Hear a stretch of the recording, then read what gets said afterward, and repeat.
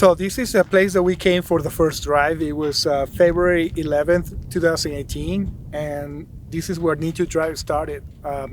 We're happy to come and drive. We couldn't wait until it was warmer, so it was amazing because we waited for so long to launch it, and we finally decided to do it. And it was my friend's idea to come to Antelope because it's just so peaceful here, and the roads are cool and stuff. So yeah, this is where Need2Drive's first drive it was, and it was about 35 cars, and it was super awesome, and we all had a good time. And back then we knew that it was going to be something special and that it was going to be around for years to come.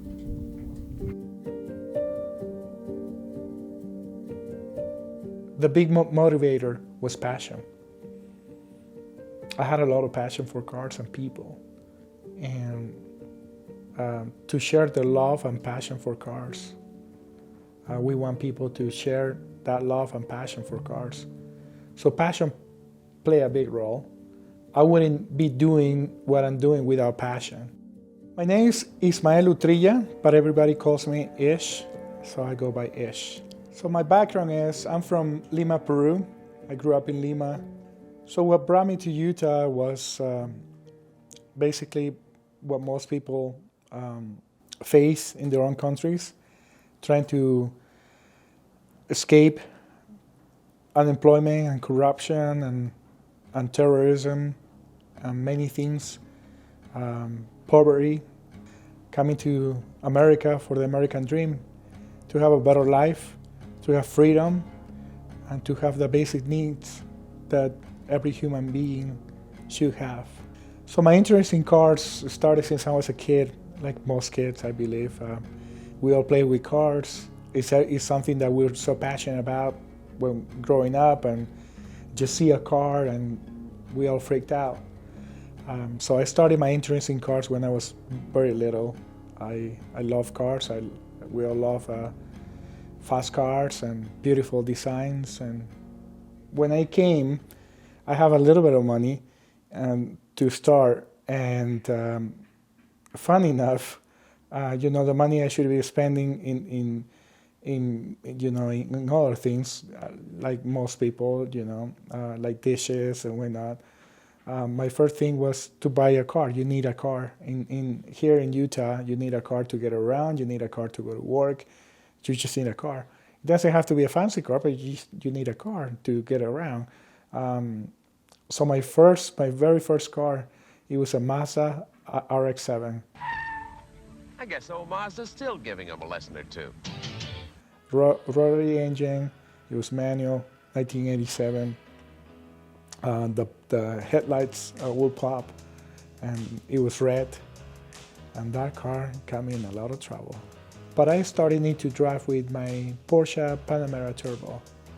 It was 500 horsepower, 0 to 60 in 3.7 seconds, all-wheel drive, had a twin-turbo V8, and top speed about 190, 195 miles per hour.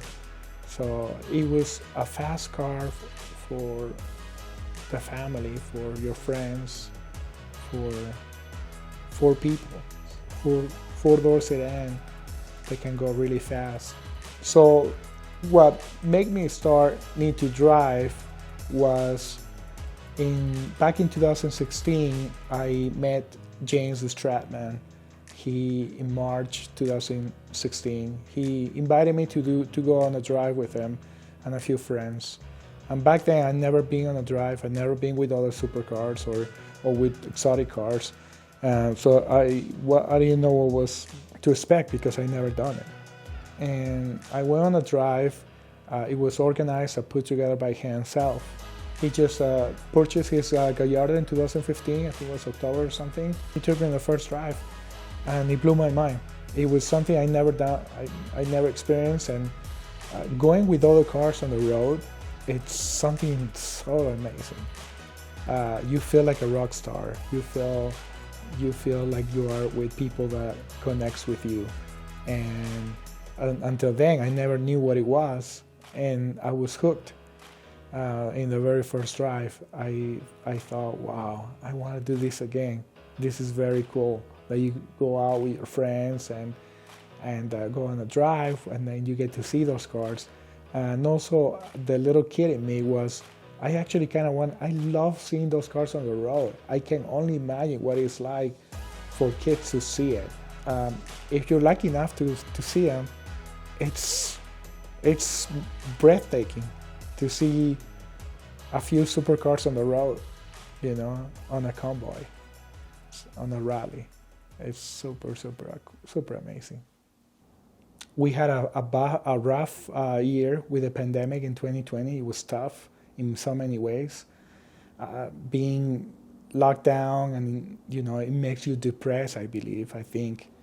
And so yes, already 3 years in it, and three years in it, and I was like, okay, I think this is it.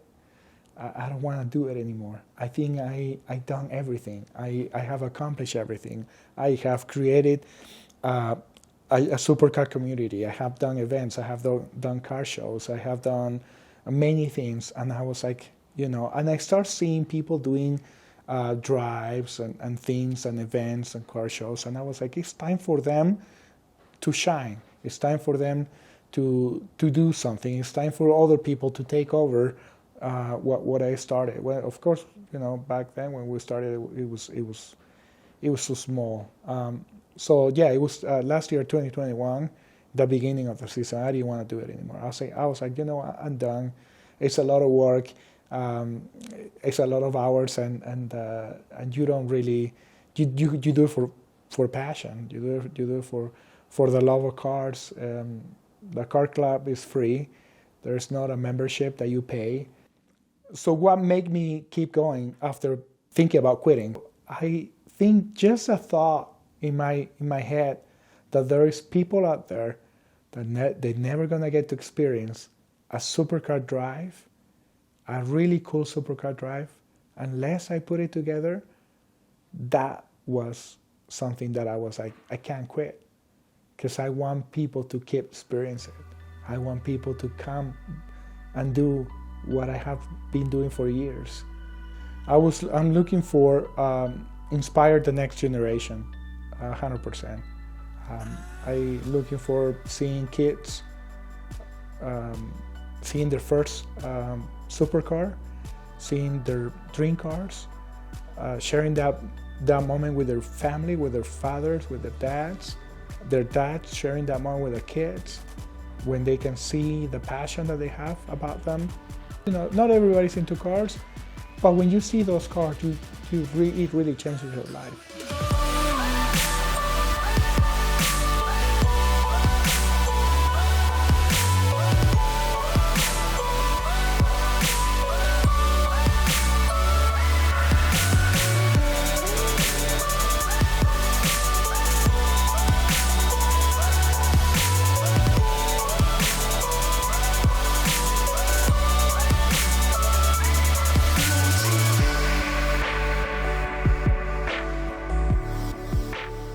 That's what I'm passionate about. I'm passionate about building a car community in Utah, and having that in my own backyard, which a lot of people, 10 years ago, you hardly ever seen a Ferrari outside.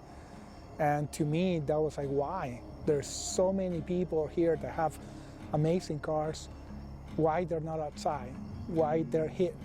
My passion was also that, to what can I do in my power to, number one, get people out to drive, get people to take their cars out of their garages, and number two, if you have a dream and if you can afford a car or you can, what is it that is stopping you to do it? So that's what I wanted to create.